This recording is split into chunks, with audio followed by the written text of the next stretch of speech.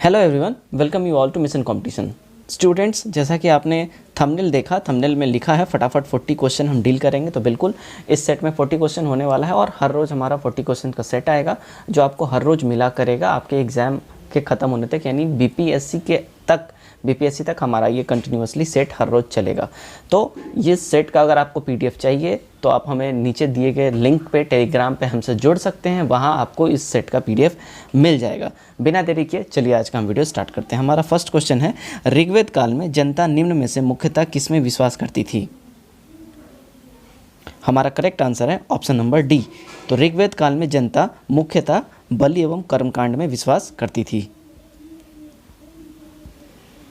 Next question है हमारा, नचिकेता आख्यान का उल्लेख मिलता है।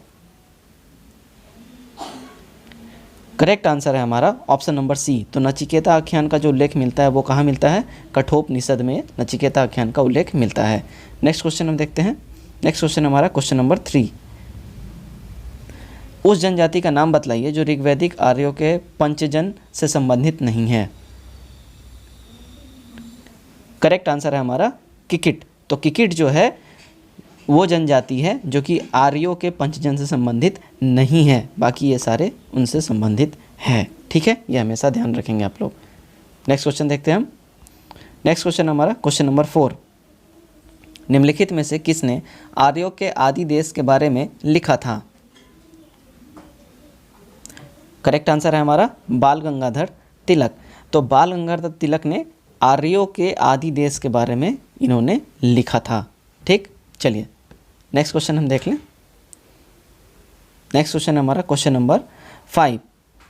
किस वैदिक ग्रंथ में वर्ण शब्द का सर्वप्रथम नामोल्लेख मिलता है? करेक्ट आंसर है हमारा ऑप्शन नंबर ए। तो ऋग्वेद में जो है सबसे पहले वर्ण शब्द का नामोल्लेख मिलता है। नेक्स्ट क्वेश्चन देखते हैं। नेक्स्ट क्वेश्चन हमारा क्वेश्चन नंबर 6। उपनिषद काल के राजा अश्वपति शासक थे। करेक्ट आंसर है हमारा के। तो उपनिषद काल में जो राजा उपनिषद काल के जो राजा थे वो के वंश के शासक थे, हमेशा याद रखेंगे आप लोग। नेक्स्ट क्वेश्चन की ओर बढ़ते हैं हम। नेक्स्ट क्वेश्चन हमारा क्वेश्चन नंबर 7। सबसे पुरानी स्मृति कौन सी है? करेक्ट आंसर है हमारा मनुस्मृति। तो सबसे पुरानी स्मृति मनुस्मृति है। नेक्स्ट क्वेश्चन की ओर बढ़ते हैं। नेक्स्ट क्वेश्चन है हमारा क्वेश्चन नंबर 8। रानी पद्मिनी का नाम अलाउद्दीन खिलजी के चित्तौड़ विजय से जोड़ा जाता है, उनके पति का नाम क्या है? करेक्ट आंसर है हमारा राणा रतन सिंह। तो राणा रतन सिंह जो हैं वो रानी पद्मिनी के पति थे। अगर आपने फिल्म देखी है पद्मावत तो आपको ये याद होगा, नहीं देखिए तो जाके ज़रूर देखें, बहुत अच्छी मूवी है। नेक्स्ट क्वेश्चन की ओर बढ़ते हैं। नेक्स्ट क्वेश्चन हमारा क्वेश्चन नंबर 9। वह सुल्तान जिसने भू राजस्व की दर बढ़ाकर उपज का 50% कर दिया था, कौन था? करेक्ट आंसर है हमारा option number B. Alauddin Khilji ने भू राजस्व दर का बढ़ाकर उपज का 50% यानी 50% इतने भू राजस्व दर को कर दिया था। लैंड टैक्स रेवेन्यू को इसने 50% तक इंक्रीज कर दिया था। किसने? अलाउद्दीन खिलजी ने। नेक्स्ट क्वेश्चन देखते हैं हम। नेक्स्ट क्वेश्चन हमारा क्वेश्चन नंबर 10। दिल्ली के किस सुल्तान ने एक पृथक कृषि विभाग की स्थापना की एवं फसल चक्र की योजना बनाई थी? करेक्ट आंसर है हमारा option number D, Mohammad bin Tughlaq ने। तो मोहम्मद बिन तुगलक ने दिल्ली में एक कृषि विभाग की स्थापना की एवं फसल चक्र की इसने योजना बनाई थी। Mohammad bin Tughlaq is our right answer. Next question देखते हैं हम। नेक्स्ट क्वेश्चन हमारा क्वेश्चन नंबर 11। समुद्रगुप्त के प्रयाग प्रस्ती वाले स्तंभ पर निम्नलिखित में से किसका लेख मिलता है? करेक्ट आंसर है हमारा जहांगीर। तो समुद्रगुप्त के प्रयाग प्रशस्ति वाले स्तंभ लेख पर जहांगीर का लेख मिलता है।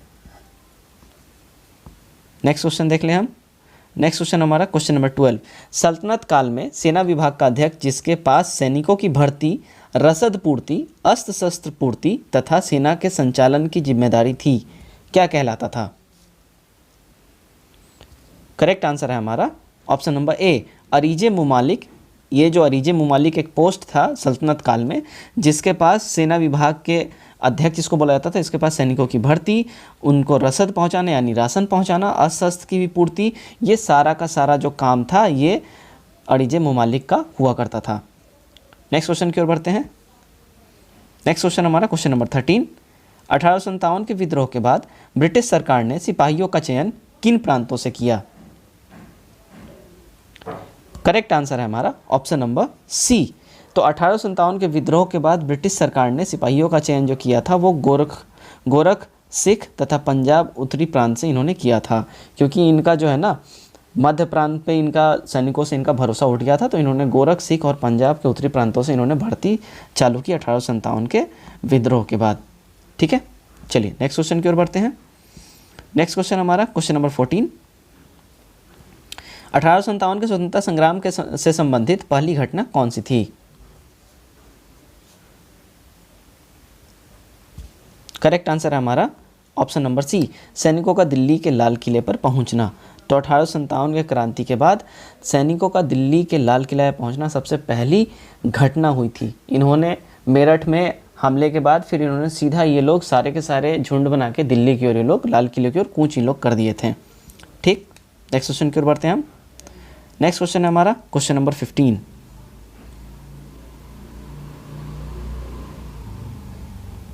निम्नलिखित में से कौन स्वदेशी आंदोलन के आलोचक एवं पूर्व तथा पाश्चात्य के मध्य एक बेहतर संबंध के समर्थक थे? करेक्ट आंसर है हमारा आर.एन. टैगोर यानी रविंद्रनाथ टैगोर। ये जो है स्वदेशी आंदोलन के आलोचक थे, ये आलोचना किया करते थे इसका, और पाश्चात्य यानी वेस्टर्न और मिडिल ईस्ट के अच्छे संबंधों का ये बहुत बड़े समर्थक थे। यानी कि ये अंग्रेज़ों और ब्रिटिशर्स और इंडियंस के बीच में अच्छे रिलेशंस के बहुत अच्छे समर्थक थे, बहुत प्रबल समर्थक थे। नेक्स्ट क्वेश्चन की ओर बढ़ते हैं हम। नेक्स्ट क्वेश्चन हमारा क्वेश्चन नंबर 16। ऑपरेशन पोलो जुड़ा है। करेक्ट आंसर है हमारा ऑप्शन नंबर डी, हैदराबाद राज्य में सैनिक कार्यवाही से। ऑपरेशन पोलो जुड़ा था हैदराबाद राज्य में सैनिक कार्यवाही से, ऑपरेशन पोलो ये जुड़ा हुआ है। ठीक, नेक्स्ट क्वेश्चन की ओर बढ़ते हैं। नेक्स्ट क्वेश्चन हमारा क्वेश्चन नंबर 17। भारत के विभाजन से संबंधित माउंटबेटन योजना की सरकारी तौर पर घोषणा कब हुई थी? करेक्ट आंसर है हमारा 3 जून 1947 को माउंटबेटन योजना की सरकारी तौर पर आधिकारिक तौर पे घोषणा हुई थी। नेक्स्ट क्वेश्चन की ओर बढ़ते हैं।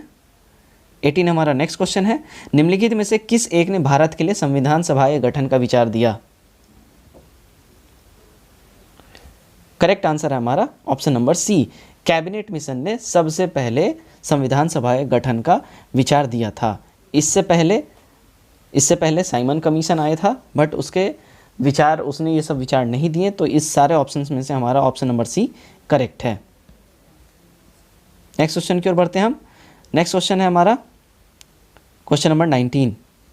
भारतीय मुसलमानों के पृथक राज्य के लिए पाकिस्तान शब्द का प्रयोग सबसे पहले निम्न में से किसने किया?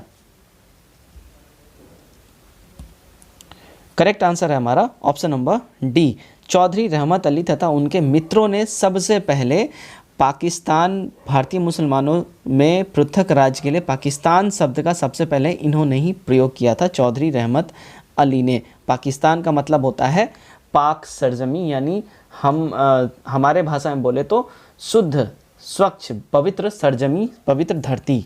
ठीक है, नेक्स्ट क्वेश्चन की ओर बढ़ते हैं हम। नेक्स्ट क्वेश्चन है हमारा क्वेश्चन नंबर 20।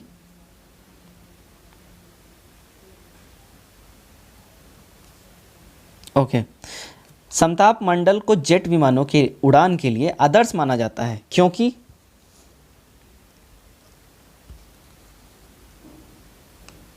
करेक्ट आंसर है हमारा ऑप्शन नंबर डी, इस परत में बादल तथा अन्य मौसमी घटनाएं नहीं होती हैं। समताप मंडल में जेट विमान इसलिए उड़ाना इसमें आदर्श माना जाता है क्योंकि इसमें मौसम की घटनाएं इसमें नहीं होती हैं, यहाँ का मौसम एक समान बना रहता है, इसलिए जेट विमान इसमें उड़ाना ज़्यादा आसान होता है।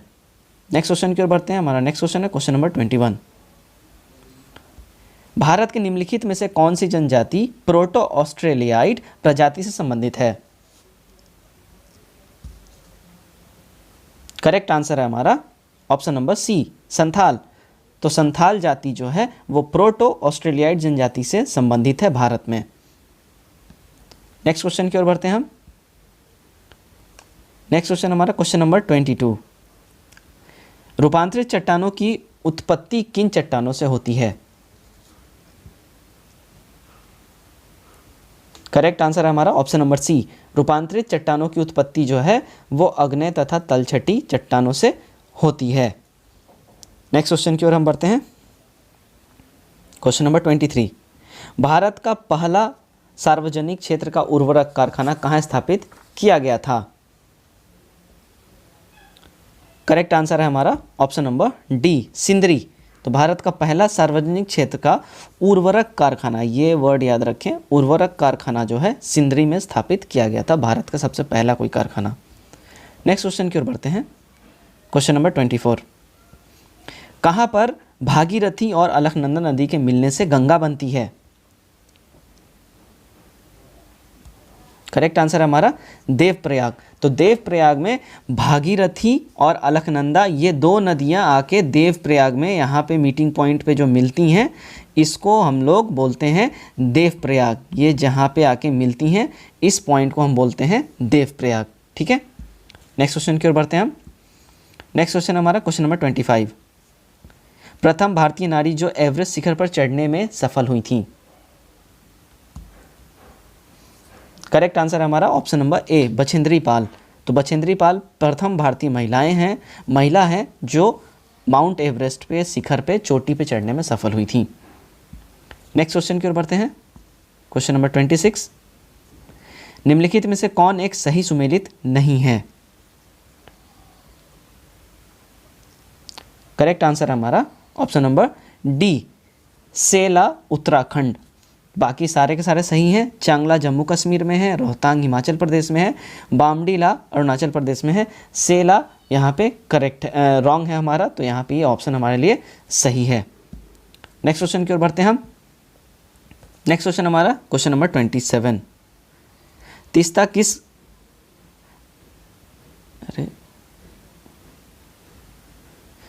तीस्ता किस मुख्य नदी तंत्र की सहायक नदी है?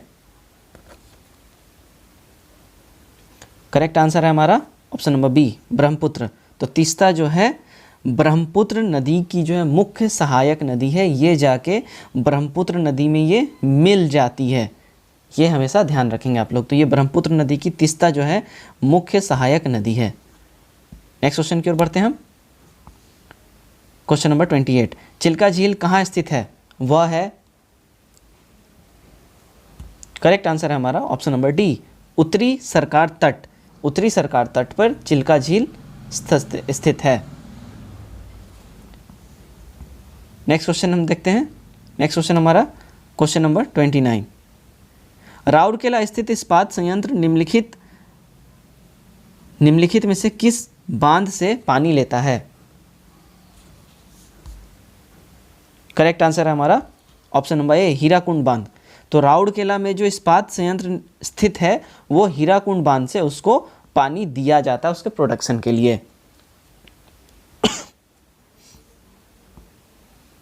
नेक्स्ट क्वेश्चन की ओर देखते हैं हम।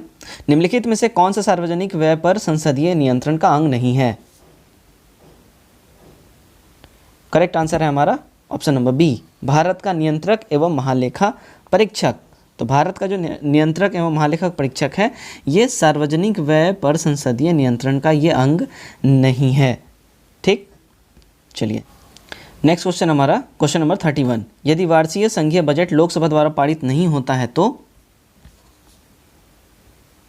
करेक्ट आंसर है हमारा ऑप्शन नंबर डी, प्रधानमंत्री अपने मंत्रिपरिषद का त्यागपत्र पेश कर देता है। यदि संघीय बजट में लोकसभा में वो अपना मेजॉरिटी नहीं साबित कर पाता है रूलिंग पार्टी, तो अपना प्रधानमंत्री अपने मंत्रिपरिषद का त्यागपत्र पेश कर देते हैं संसद में। नेक्स्ट क्वेश्चन की ओर बढ़ते हैं हम। नेक्स्ट क्वेश्चन है हमारा क्वेश्चन नंबर 32। भारत के संविधान के अनुच्छेद 371 ख में निम्न राज्यों में से किसके लिए विशेष उपबंध प्रावधानित है?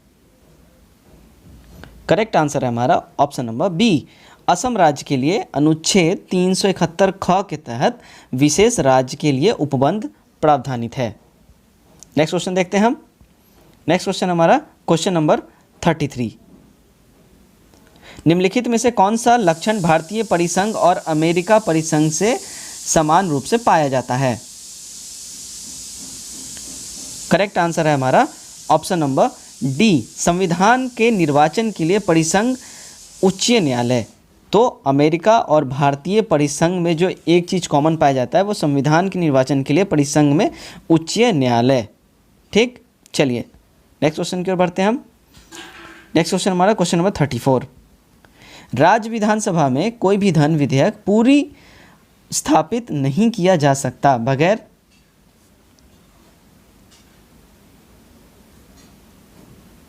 करेक्ट आंसर है हमारा ऑप्शन नंबर बी, राज्य के राज्यपाल की संस्तुति के। तो राज्य विधानसभा में कोई भी धन विधेयक पूरा स्थापित नहीं किया जाता, यानी कि पहले ही पेश नहीं किया जा सकता बिना राज्यपाल के मंजूरी के। ठीक, चलिए नेक्स्ट क्वेश्चन की ओर बढ़ते हैं। नेक्स्ट क्वेश्चन है हमारा क्वेश्चन नंबर 35।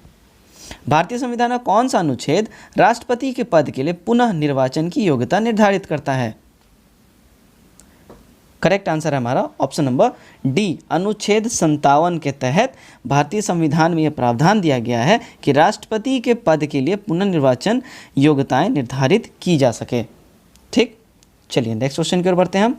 नेक्स्ट क्वेश्चन हमारा क्वेश्चन नंबर 36। जब राष्ट्रपति मृत्यु, त्यागपत्र, पदच्युत या अन्य कारणों से अपने कर्तव्यों को नहीं निभा सकता है तो उपराष्ट्रपति कितने समय तक राष्ट्रपति के रूप में कार्य करता है? करेक्ट आंसर है हमारा ऑप्शन नंबर डी, 6 मंथ्स के लिए उपराष्ट्रपति इनके जगह पे काम कर सकता है। विद इन 6 मंथ राष्ट्रपति का पद दोबारा से भरना बहुत ज़रूरी है, बहुत अनिवार्य है। नेक्स्ट क्वेश्चन की ओर बढ़ते हैं हम। नेक्स्ट क्वेश्चन हमारा क्वेश्चन नंबर 37। निम्न में से किस विषय पर राष्ट्रपति के लिए मंत्रिपरिषद से सलाह लेना आवश्यक नहीं है? करेक्ट आंसर है हमारा ऑप्शन नंबर बी, विधेयकों पर स्वीकृति देने के लिए। तो विधेयकों पर राष्ट्रपति को स्वीकृति देना है या नहीं देना है वो बिल्कुल अपने ऊपर निर्भर है, अपने विवेक के हिसाब से वो निर्णय ले सकते हैं। इसके लिए उनको मंत्रिपरिषद से सलाह लेने की या किसी से भी सलाह लेने की कोई ज़रूरत नहीं है। नेक्स्ट क्वेश्चन की ओर बढ़ते हैं। नेक्स्ट क्वेश्चन हमारा क्वेश्चन नंबर 38। संसद के लिए राष्ट्रपति का अभिभाषण कौन तैयार करता है? करेक्ट आंसर है हमारा ऑप्शन नंबर डी, केंद्रीय मंत्रिमंडल। तो संसद के लिए राष्ट्रपति का अभिभाषण केंद्रीय मंत्रिमंडल तैयार करता है, क्योंकि जो भी पार्टी जब रूलिंग में होती है, जैसे कि अभी भारतीय जनता पार्टी रूलिंग में है, तो जब भी राष्ट्रपति संसद में भाषण देंगे तो वो सरकार की ओर से ही भाषण देते हैं, सरकार के ही सारे के सारे कार्यों को वो संसद के समक्ष रखते हैं। तो उनका भाषण भी कैबिनेट, मिनिस्टर ऑफ कैबिनेट ही यानी केंद्रीय मंत्रिमंडल ही तैयार उनका भाषण करेगा। नेक्स्ट क्वेश्चन की ओर बढ़ते हैं हम। नेक्स्ट क्वेश्चन हमारा क्वेश्चन नंबर 39। वह राष्ट्र का प्रतिनिधित्व करता है परंतु राष्ट्र का नेतृत्व नहीं करता है। यह उक्ति निम्न में से किस पर लागू होती है? करेक्ट आंसर है हमारा ऑप्शन नंबर बी, राष्ट्रपति। तो ये जो कथन है, ये जो कहावत है वो राष्ट्रपति पे लागू करता है कि वो राष्ट्र के प्रतिनिधित्व करते हैं लेकिन वो राष्ट्र का नेतृत्व नहीं करते हैं। यानी कि राष्ट्र का नेतृत्व हमारे भारत में प्रधानमंत्री करते हैं, लेकिन ये राष्ट्र का प्रतिनिधित्व करते हैं। कोई भी MOU, कोई भी डॉक्यूमेंट, किसी भी तरीके का दो देशों के बीच में अगर कोई ट्रीटी होगा तो वो राष्ट्रपति के नाम पे ही वो ट्रीटी हस्ताक्षरित की जाती है। नेक्स्ट क्वेश्चन की ओर बढ़ते हैं हम। नेक्स्ट क्वेश्चन हमारा क्वेश्चन नंबर 40। यदि एक दी हुई समय अवधि में कीमतों और मौद्रिक आय दोनों दोगुने हो जाएं तो वास्तविक आय? करेक्ट आंसर है हमारा ऑप्शन नंबर सी, अपरिवर्तित रहेगा। यदि एक ही समय अवधि में यानी कीमत और मौद्रिक आय दोनों दोगुनी यानी डबल हो जाए तो अपरिवर्तित क्या रहेगा? आय जो है वो अपरिवर्तित रहेगा। तो ये दोस्तों हमारा ये आज 40 क्वेश्चंस का ये सेट था। उम्मीद करता हूँ ये सेट आप लोगों को पसंद आया है। अपने कमेंट और राय हमें कमेंट बॉक्स में ज़रूर लिख के बताएं और हमारा हर रोज़ 40 क्वेश्चंस का सेट आता रहेगा आपके BPSC और UPSI इन सब एग्ज़ाम के ख़त्म होने तक। तो आप हमारे साथ हर रोज़ बने और सेट लगाएं और ख़ुद को ज़रूर जांचें कि आप कितना एग्ज़ाम रेडी हैं। आप सभी का बहुत बहुत धन्यवाद हमारे साथ बनने के लिए।